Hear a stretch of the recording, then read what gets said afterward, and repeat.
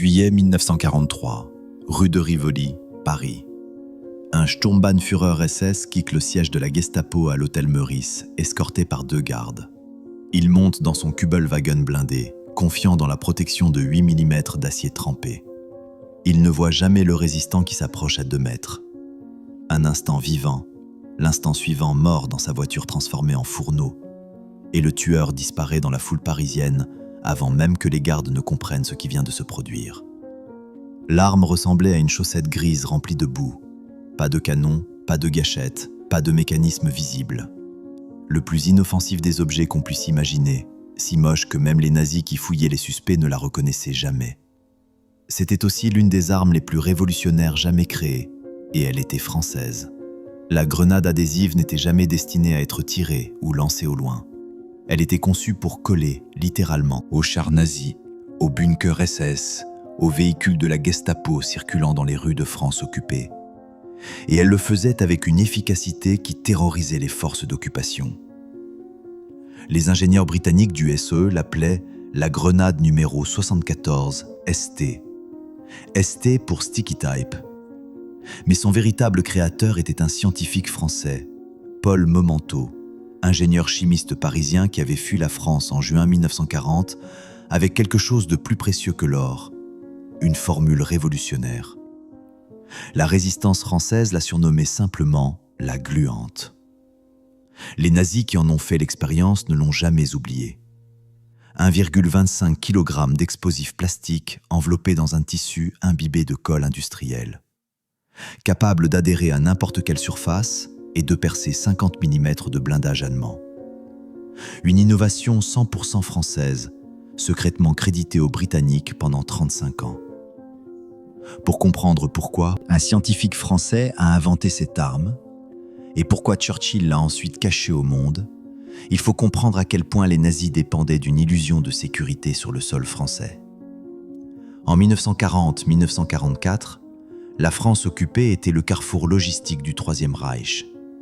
Les blindés Panzer qui terrorisaient l'Europe de l'Est traversaient les rues de Paris pour être réparés.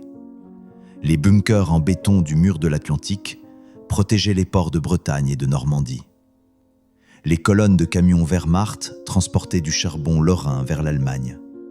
Et partout, des véhicules blindés SS patrouillaient. Kübelwagen, Half-Tracks, voitures de commandement, transportant les officiers Gestapo qui maintenaient l'occupation par la terreur. Ces nazis croyaient que leur blindage les protégeait, que leurs véhicules étaient inviolables, que dans une France désarmée, aucun résistant ne pourrait les toucher sans armes lourdes. Momento allait leur prouver le contraire. Mai 1940, la France vient de tomber. Churchill ordonne la création du Special Operations Executive avec une directive, embraser l'Europe. Mais en France occupée, les réseaux de résistance naissants font face à une réalité brutale. Les nazis contrôlent les villes avec des véhicules blindés et des bunkers. Les résistants ont des revolvers et des couteaux. Comment arrêter un Panzer avec un pistolet de 7,65 mm ? Les solutions existantes étaient suicides en contexte français. Mines anti-chars classiques, nécessité placement préalable, impossible dans les rues parisiennes patrouillées 24 heures sur 24. Cocktail Molotov, efficace contre infanterie, inutile contre blindage. Production d'odeurs suspectes, les perquisitions Gestapo les détectaient immédiatement. Explosifs militaires volés, volume trop important, nécessité détonateurs spécialisés, impossible à cacher lors de contrôles de rue. Grenades à manche, allemandes capturées, ricochets sur blindage. Manque de puissance pénétrante. En France occupée, où chaque coin de rue cachait un informateur collaborationniste, où la Gestapo fouillait les suspects sans mandat, où porter une simple arme signifiait exécution immédiate, aucune de ces méthodes ne fonctionnait. La résistance avait besoin de quelque chose qui n'avait jamais existé. Une arme si discrète qu'elle pouvait traverser 10 barrages SS sans éveiller le moindre soupçon. Une arme si adhésive qu'elle pouvait transformer n'importe quel véhicule nazi en piège mortel en 2 secondes. Une arme si puissante qu'elle pouvait percer le blindage que les ingénieurs allemands croyaient impénétrable. La spécification semblait impossible. Un scientifique français prouva qu'elle ne l'était pas. Les exigences que Churchill a transmises au SOE en juillet 1940 étaient claires. Camouflage parfait, doit ressembler à un objet quotidien, innocent. Adhésion universelle, doit coller instantanément à acier, béton, bois, n'importe quelle surface. Puissance concentrée, minimum 1 kg d'explosif pour percer blindage standard allemand. Détonation fiable, doit exploser au contact, même si jeté maladroitement. Production simple, doit être fabricable en masse avec matériaux disponibles. Transport sécurisé, doit survivre parachutage RAF vers zone de résistance. Les ingénieurs britanniques consultés ont déclaré 3 de ces critères physiquement incompatibles. C'est alors que quelqu'un s'est souvenu du chimiste français qui venait d'arriver à Londres avec une valise pleine de formules.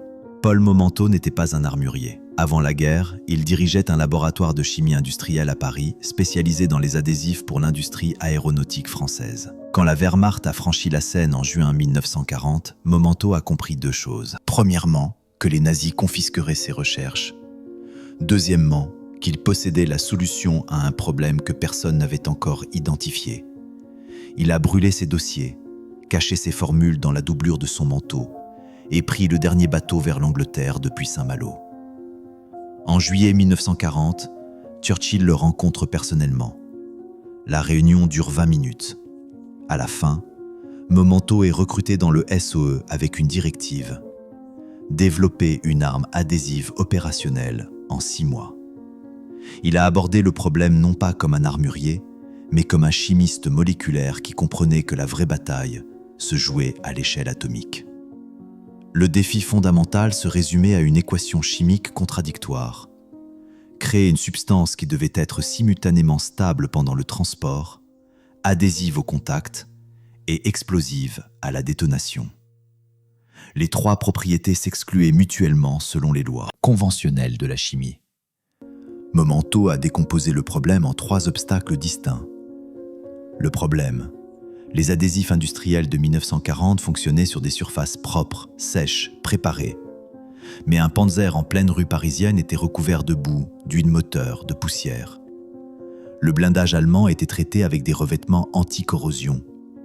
Momento devait créer une colle qui adhère instantanément à n'importe quoi, même humide, même sale, même huileux. La solution? Momento a synthétisé un composé hybride révolutionnaire. Un mélange de résine phénolique, normalement utilisée dans les isolants électriques, et d'huile de ricin modifiée chimiquement. La clé était la structure moléculaire biphasique. Phase 1, externe. Polymère hydrophile qui chassait activement l'eau et l'huile de la surface métallique. Phase 2, interne. Chaîne moléculaire longue qui pénétrait les micro-fissures du blindage allemand. Le résultat, un temps d'adhésion de moins de 2 secondes. Une fois collée, la grenade nécessitait 50 kg de force de traction pour être arrachée. Impossible à accomplir manuellement avant détonation. Pour contextualiser, une portière de Citroën traction avant se ferme avec environ 15 newtons de force. Cette grenade adhérait avec 500 newtons. Un nazi qui tentait de l'arracher ne faisait qu'accélérer sa propre mort. Le deuxième obstacle était l'explosif lui-même. Le problème? L'explosif devait être assez puissant pour percer 50 mm de blindage Krupp. Assez malléable pour être moulé dans l'enveloppe adhésive. Assez stable pour survivre un parachutage RAF depuis 300 mètres d'altitude. Assez sûr pour être manipulé par des résistants non entraînés dans des caves parisiennes. La solution? Momento s'est associé avec un autre réfugié français, le docteur Maurice Le Thor, spécialiste des nitrates organiques. Ensemble, ils ont perfectionné ce qui deviendrait Nobel 808, l'explosif plastique le plus stable jamais créé jusqu'alors. La formule RDX, ou cyclotriméthylène nétrinitroamine, mélangé avec un plastifiant huileux qui le rendait malléable comme de l'argile. Contrairement au TNT allemand, rigide et nécessitant détonateur sensible, le Nobel 808 pouvait être pétri à la main, coupé avec un couteau. Même brûlé sans exploser, il se consumait juste. Mais détoné avec une amorce à percussion, il libérait 1,5 fois l'énergie du TNT dans un volume identique.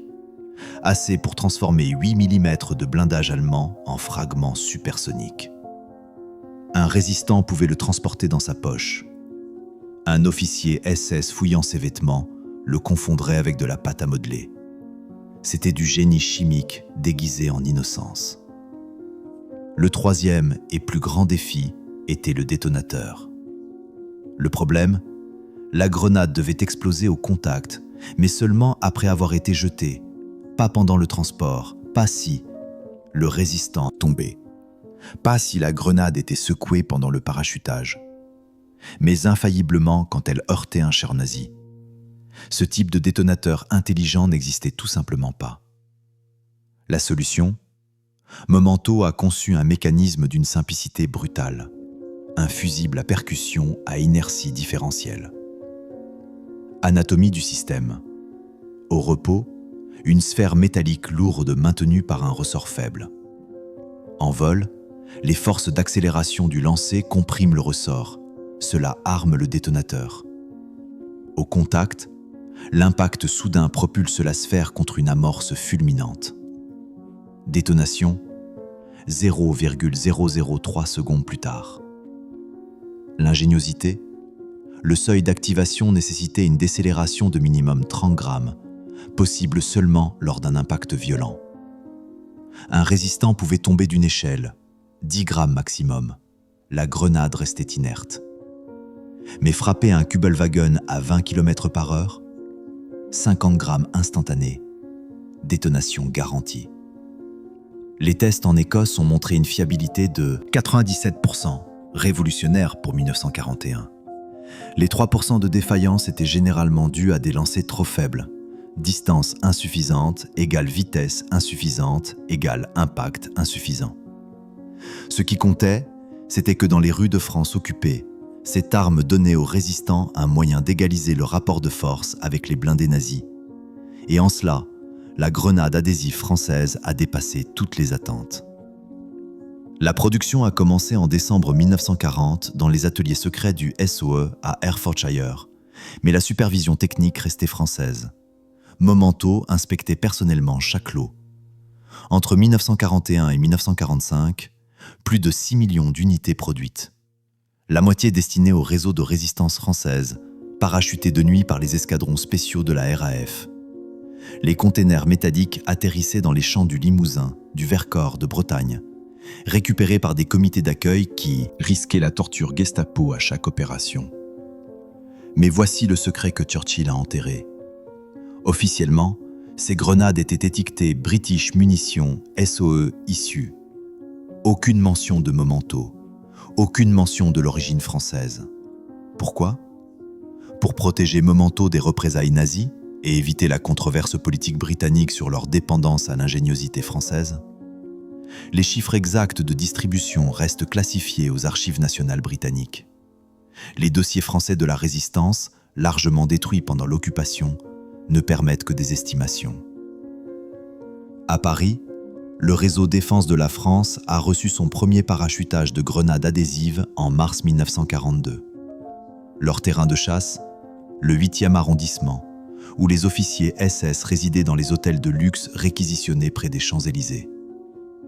L'arme permettait des éliminations dans des conditions qui auraient été impossibles avec des armes conventionnelles. Un compte-rendu documenté décrit une opération rue de Berry, à 200 mètres du siège Gestapo de l'avenue Foch. Un Sturmbannführer SS monte dans sa voiture blindée Horch 853. Un résistant, déguisé en cireur de chaussures, s'approche avec sa boîte de cirage.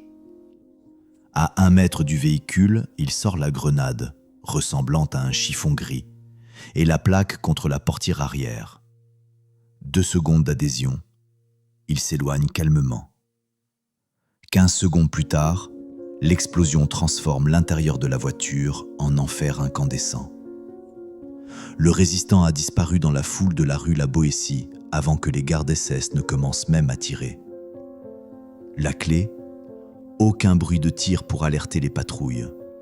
Aucune arme visible pour provoquer une arrestation préventive. Juste un objet innocent collé sur du métal et un nazi mort. À Lyon, les francs-tireurs et partisans utilisaient la grenade différemment. Leur objectif, non pas tuer les officiers, mais paralyser la logistique nazie. Le nœud ferroviaire de Lyon-Perrache était vital pour le Reich. 3 lignes principales transportaient charbon, acier et troupes vers l'Italie et le front de l'Est. Mais les locomotives à vapeur allemandes présentaient une vulnérabilité, leur chaudière. Opération typique, un cheminot résistant, travaillant légalement à la gare, approche une locomotive stationnée. Pendant la vérification de maintenance, il colle une grenade adhésive sous la chaudière pressurisée. À 150 degrés, la colle durcissait instantanément comme du ciment. Le fusil à percussion réglé sur 4 heures. Modification française du détonateur original.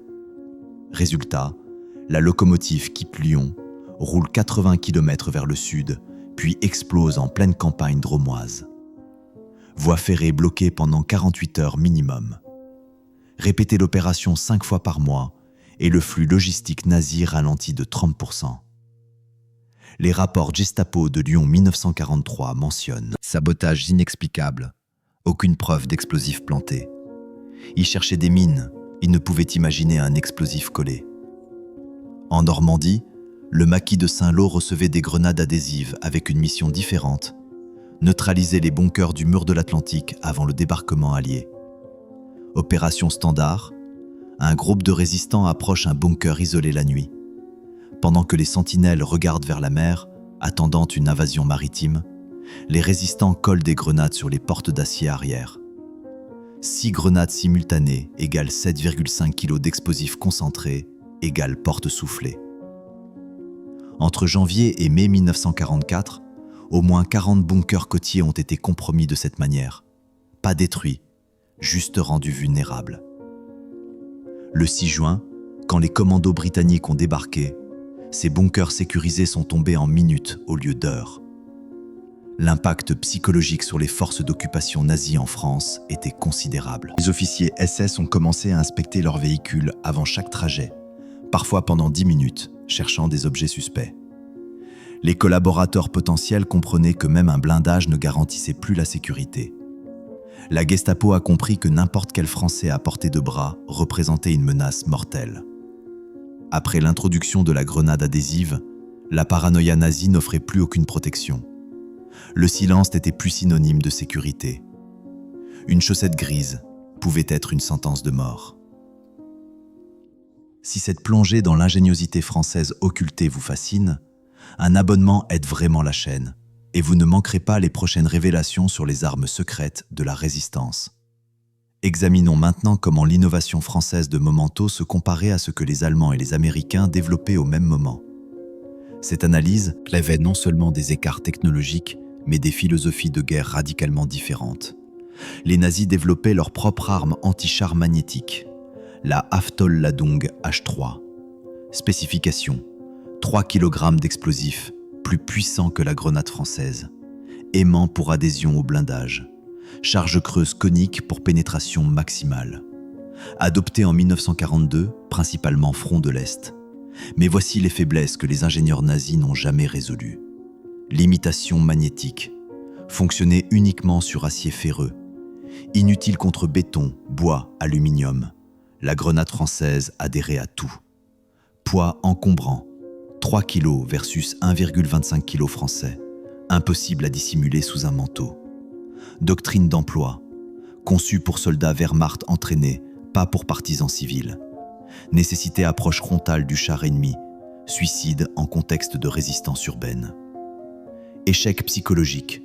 Les nazis ne pouvaient concevoir qu'un civil puisse coller un explosif sur leur véhicule dans une rue occupée. Leur arme présupposait un champ de bataille conventionnel. Les historiens allemands d'après-guerre notent avec ironie que la Haftol-Ladung était techniquement supérieure, mais tactiquement inutile pour les opérations clandestines. Les nazis avaient la puissance brute. Les Français avaient l'intelligence stratégique. Les Américains, tard dans la guerre, ont développé leurs propres explosifs plastiques, le composition C, précurseur du C4 moderne. Avantage américain, plus stable que le Nobel 800 bits français. Production industrielle massive, supériorité manufacturière américaine. Standardisation pour toutes les forces armées. Mais limitations critiques pour guerre clandestine. Absence de système d'adhésion. Le composition C nécessitait ruban adhésif ou placement manuel dans cavité. La grenade française adhérait chimiquement en 2 secondes. Forme rigide, bloc standardisé, non malléable. Impossible à dissimuler comme objet innocent. La grenade française ressemblait à un chiffon. Distribution limitée, réservée aux Rangers, OSS, forces spéciales. La grenade française équipait des milliers de résistants civils. Philosophie d'emploi, doctrine américaine présupposée supériorité aérienne et appui logistique. Doctrine française, présupposée opérateur isolé, aucun soutien, environnement hostile. Bien que techniquement impressionnant, le Composition C répondait à une guerre que les Américains menaient, pas à celle que les Français survivaient. Momento avait conçu une arme pour des héros sans armée. Les Américains concevaient des munitions pour une armée de héros. Puissance brute, Allemagne. Production de masse, États-Unis. Ingéniosité adaptative, France. Efficacité clandestine, France, de loin. Dans l'arithmétique sinistre de la guerre clandestine en territoire occupé, la grenade adhésive française était dans une catégorie à part. Ce qui distinguait l'approche de Momento n'était pas la force destructrice, mais l'intelligence opérationnelle. Pas la technologie, mais la compréhension humaine. Les nazis avaient des usines, les Français avaient un scientifique qui comprenait la physique moléculaire, la psychologie humaine et le courage de la résistance. Cette arme ne reflétait pas la puissance industrielle française, elle reflétait l'âme française. C'est ici que l'histoire devient frustrante dans sa fragmentation et révélatrice dans ses silences. Malgré des recherches approfondies dans les archives nationales britanniques, dossier SOE déclassifié 1975-2005, les archives nationales françaises font Résistance série 72 AJ, le service historique de la défense à Vincennes, les mémoires d'agents français du SOE comme Pierre Brossolette et Henri Frenet, les rapports d'interrogatoire Gestapo capturés aux archives fédérales allemandes à Fribourg, témoignages de résistants collectés par le musée de la Résistance à Lyon. Aucun compte-rendu photographique ne documente Momento tenant sa propre invention. Aucun rapport officiel français n'attribue explicitement la grenade adhésive à un inventeur français jusqu'aux déclassifications britanniques de 1975. 3 raisons expliquent cette absence. Premièrement, sécurité opérationnelle totale. La résistance française opérait sous surveillance Gestapo constante. Documenter une innovation technique équivalait à signer un arrêt de mort. Les réseaux parisiens brûlaient leurs dossiers après chaque opération. Le réseau Défense de la France a perdu 220 membres dans les rafles nazies 1942-1944. Chaque document conservé augmentait ce chiffre. Deuxièmement, classification britannique délibérée. Churchill a personnellement ordonné que l'origine française de la grenade reste secrète jusqu'à au moins 30 ans après cessation des hostilités avec l'Allemagne. Raison officielle, déclassifiée 1975, protection de l'inventeur et de sa famille contre représailles potentielles. Raison non officielle, archives du cabinet War Rooms, éviter controverses politiques sur dépendance britannique à ingéniosité française dans domaine militaire. Troisièmement, destruction systématique par l'occupant. Lors de la libération de Paris en août 1944, les nazis ont incendié les archives du SD à l'avenue Foch. Les dossiers Gestapo concernant les armes de résistance ont brûlé pendant 3 jours. Ce que nous savons des opérations françaises vient principalement de témoignages oraux, pas de preuves matérielles. Ce que nous pouvons affirmer avec certitude absolue sur la base des documents déclassifiés, Paul Momento était français. Il a développé la formule adhésive révolutionnaire avant tout ingénieur britannique. Churchill l'a personnellement recruté pour le SOE. Plus de 6 millions de grenades adhésives ont été produites selon sa formule. La moitié a été distribuée au réseau français. Ce qui manque n'est pas la preuve de l'existence de l'arme, c'est la preuve documentée de son impact. Parce que cet impact était si sensible que les vainqueurs l'ont classifié pendant 35 ans. Aujourd'hui, des exemplaires originaux de grenades adhésives se trouvent dans plusieurs institutions. En France, le musée de l'Ordre de la Libération à Paris conserve 2 exemplaires utilisés par les forces françaises libres, étiquetés grenade britannique numéro 74 ST, sans mention de memento jusqu'à mise à jour muséographique 2018. Le musée de la Résistance et de la Déportation à Lyon expose un exemplaire récupéré après-guerre avec panneau « Innovation franco-britannique, crédit français reconnu, 1975 ». Le mémorial de Caen, en Normandie, présente 4 grenades désactivées, contexte D-Day. Le musée de la Résistance nationale à Champigny-sur-Marne possède une collection incluant détonateurs français modifiés. À l'international, l'Imperial War Museum à Londres, section SOE, maintient l'attribution britannique originale, mais note de bas de page française ajoutée 1998. L'International Spy Museum à Washington présente l'arme dans l'exposition Armes clandestines, attribution SOE/Résistance française. L'influence post-guerre sur la doctrine française est directe et mesurable. Guerre d'Indochine, 1946-1954. Les parachutistes français du GCMA, groupement de commandos mixtes Aéroportes, utilisaient des explosifs adhésifs contre véhicules Viet Minh, concept directement hérité de Momento. Guerre d'Algérie, 1954-1962. Le 11e choc, unité action clandestine SDE-CE, employait charge adhésive modifiée pour sabotage urbain. Technique perfectionnée en France occupée, 1942-1944. Forces spéciales modernes. Le COS, Commandement des opérations spéciales français, enseigne toujours les principes Momento à Fort-de-Benne. Armes dissimulables comme priorité sur puissance brute. Adhésion chimique préférable à fixation mécanique. Autonomie opérationnelle maximale. Aucun soutien externe requis. Le colonel Pierre Schex-Briand, historien militaire français au service historique de la Défense, écrit en 2003 « L'innovation de Momento a redéfini la guerre clandestine moderne. Ce que la résistance française a accompli avec une grenade adhésive et du courage a inspiré 60 ans de doctrine française d'opérations spéciales. Nous avons appris que l'intelligence stratégique surpasse toujours la supériorité matérielle. Une leçon que la France a payée en sang en 1940, puis enseignée au monde entre 1942 et 1944. La grenade adhésive représente quelque chose de plus profond que ces 1,25 kg d'explosifs ne le suggèrent. Elle incarne la philosophie qui animait la résistance française face à l'occupation. Quand l'ennemi possède plus de soldats, plus de chars, plus d'usines, la tête l'emporte sur les armes. Paul. Momento n'était pas général, pas soldat. C'était un chimiste parisien qui a compris que la guerre moderne se gagnait autant dans les laboratoires que sur les champs de bataille. Et quand Churchill a tenté d'effacer sa contribution pendant 35 ans, l'histoire a fini par rétablir la vérité.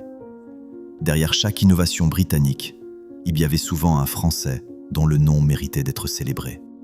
Juillet 1940, dans un bureau secret de Londres, Winston Churchill serre la main d'un chimiste français portant un manteau élimé et une valise de formules. 5 ans plus tard, plus de 6 millions de grenades adhésives ont été distribuées. Plus de 2 millions ont été utilisées en France occupée. Des centaines d'officiers SS éliminés. Des dizaines de locomotives sabotées. D'innombrables bunkers nazis compromis avant le jour J. Un nombre inconnu de vies françaises sauvées parce qu'un résistant pouvait coller un chiffon gris sur un Panzer et s'éloigner tranquillement. La grenade adhésive de Momento représente la guerre clandestine française à son plus haut niveau d'expression. Une arme mesurée non pas en tonnes de blindage détruits, mais en nazis qui ont commencé à craindre leurs propres véhicules blindés, en collaborateurs qui ont hésité à sortir dans les rues de Paris, en résistants qui ont pu transformer leur désespoir en action directe. Un scientifique français a résolu un problème que les ingénieurs allemands et britanniques considéraient impossible. Il a transformé la confiance nazie en blindage en vulnérabilité psychologique. Et il l'a fait avec une chaussette grise, 1,25 kg d'explosifs plastiques et une formule de colle qui adhérait à l'impossible. C'était l'ingéniosité française. C'était la résistance. Et c'est ainsi qu'un chimiste parisien, dont le nom a été caché pendant 35 ans par les Britanniques reconnaissants, a donné aux combattants de l'ombre française l'arme qui leur permettait de frapper l'invincible et de s'éloigner dans la foule, invisible, invincible à leur tour.